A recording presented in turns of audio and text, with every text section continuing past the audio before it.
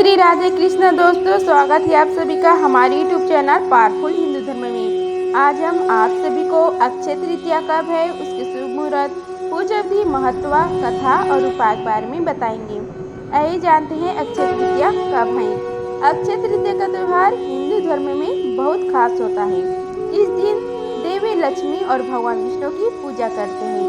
हिंदू पंचांग अनुसार इस साल अक्षय तृतीया का पर्व 30 अप्रैल 2025 को मनाया जाएगा। कहते हैं कि इस दिन सोना चांदी व अन्य चीजें खरीदने से घर में समृद्धि आती है। तो आइए जानते हैं अक्षय तृतीया के बारे में। अक्षय तृतीया, जिसे अखा तीज के नाम से भी जाना जाता है, हिंदू धर्म में यह बहुत ही महत्वपूर्ण और शुभ दिन माना जाता है। यह वैशाख मास के शुक्ल पक्ष की तृतीया तिथि को मनाया जाता है। ऐसा माना जाता है कि इस दिन किए गए किसी भी शुभ काम का फल अक्षय रहता है। इस साल यह पर्व 30 अप्रैल 2025 को मनाया जाएगा। इस दिन मां लक्ष्मी और भगवान विष्णु की विशेष पूजा अर्चना की जाती है।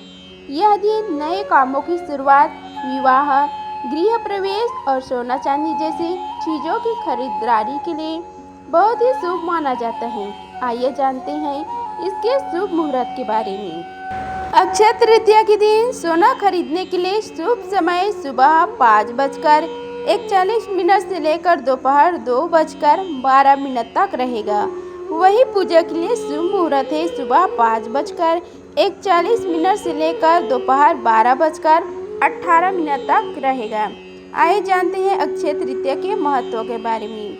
अक्षय तृतीया के दिन पूजा का विशेष महत्व है। भक्त इस दिन भगवान विष्णु और मां लक्ष्मी की आराधना करती हैं। उन्हें फल, फूल, मिठाई और तुलसी दल अर्पित करते हैं।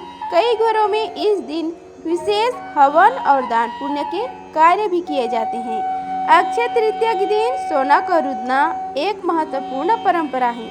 माना जाता है कि इस दिन सोना खरीदने से भविष्य में धन और समृद्धि में वृद्धि होती है। आइए जानते हैं अब अक्षय तृतीया के दिन पूजा करने के लिए पूजा सामग्री के बारे में। रोली, कुमकुम, चावल, फूल, गुलाब, कमल, चमेली आदि का फूल ले सकते हैं। धूप, दीप, घी या तेल का भी हो सकता है। नैवेद्य, तुलसी दल, पीला चंदन, गंगा जल। आइए जानते हैं अक्षय तृतीया की पूजा विधि के बारे में। हाथ में जल, अक्षत और फूल लेकर अक्षय तृतीया का पूजन का संकल्प ली और भगवान विष्णु और देवी लक्ष्मी का ध्यान करते हुए उनका आवाहन करें। अगर संभव हो तो भगवान विष्णु और माता लक्ष्मी का पंच अमृत से अभिषेक करें। फिर शुद्ध जल से स्नान कराएं, लाल रंग के वस्त्र अर्पित करें और उनका श्रृंगार करें। भगवान विष्णु को पीला चंदन और माता लक्ष्मी को कुमकुम का तिलक लगाएं। भगवान विष्णु और माता लक्ष्मी को फूल अर्पित करें। पूजा में तुलसी दल जरूर शामिल करें। धूप और दीप जलाएं। सत्तू, खीर, मिठाई और ऋतु फल अर्पित करें।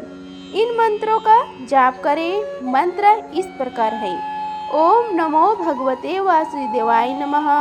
ओम श्रीम ह्रीम क्लीम श्री सिद्ध लक्ष्मी नमो नमः का जाप करें। अंत में आरती करें। इसके बाद पूजा में हुई भूल चूक के लिए माफ़ी मांगे। आइए अब जानते हैं कि अक्षय तृतीया की कथा के बारे में तथा अक्षय तृतीया क्यों मनाया जाता है। आइए अब हम सब मिलकर अक्षय तृतीया की कथा का श्रवण करते हैं। अक्षय तृतीया की एक कथा के अनुसार प्राचीन काल में एक धर्मदास नामक वैश्य था। धर्मदास अपने परिवार के साथ एक छोटे से गांव में रहता था। वह बहुत ही गरीब था। वह हमेशा अपने परिवार के भरण पोषण के लिए चिंतित रहता था। उसके परिवार में कई सदस्य थे। धर्मदास बहुत धार्मिक प्रवृत्ति का व्यक्ति था। उसका सदाचार सदा देव एवं ब्राह्मणों के प्रति उसकी श्रद्धा आध्यात्मिक प्रसिद्धि थी। अक्षय तृतीया व्रत के महात्म्य को सुनने के पश्चात उसने अक्षय तृतीया पर्व के आने पर सुबह जल्दी उठकर गंगा में स्नान करके विधि पूर्वक देवी देवताओं की पूजा की। व्रत के दिन सामर्थ्य अनुसार जल से भरे घड़े, पंखे, जौ, सत्तू, चावल, नमक, गेहूँ, गुड़, घी, दही, सोना तथा वस्त्र आधी वस्तु भगवान के चरणों में रखकर ब्राह्मणों को अर्पित की। यह सब दान देखकर धर्मदास के परिवार वाले तथा उनकी पत्नी ने उसे रोकने की कोशिश की। उन्होंने कहा कि अगर धर्मदास इतना सब कुछ दान में दे देगा तो उसके परिवार का पालन पोषण कैसे होगा।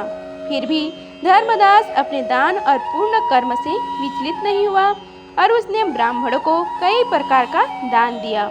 उनके जीवन में जब भी अक्षय तृतीया का पावन पर्व आया, प्रत्येक बार धर्मदास ने विधि से इन दिन पूजा एवं दान आदि कर्म किया। अनेक रोगों से ग्रस्त तथा वृद्ध होने के उपरांत भी उसने उपवास करके धर्म कर्म और दान पूर्ण किया। यही वैश्य दूसरे अगले जन्म में कुशावती का राजा हुए। मान्यता है कि अक्षय तृतीया के दिन किए गए दान पूर्ण व पूजन के कारण वह अपने अगले जन्म में बहुत धनी एवं प्रतापी राजा बना। वह इतना धनी और प्रतापी राजा था कि त्रिदेव तक उसके दरबार में अक्षय तृतीया के दिन ब्राह्मण का वेश धारण करके उसके महायज्ञ में शामिल होते थे। अपनी श्रद्धा और भक्ति को से कभी भी घमंड नहीं हुआ। वह प्रतापी राजा महान एवं वैभवशाली होने के बावजूद भी धर्म मार्ग से कभी विचलित नहीं हुआ। माना जाता है कि यही राजा आगे के जन्मों में भारत के प्रसिद्ध सम्राट चंद्रगुप्त के रूप में पैदा हुए थे।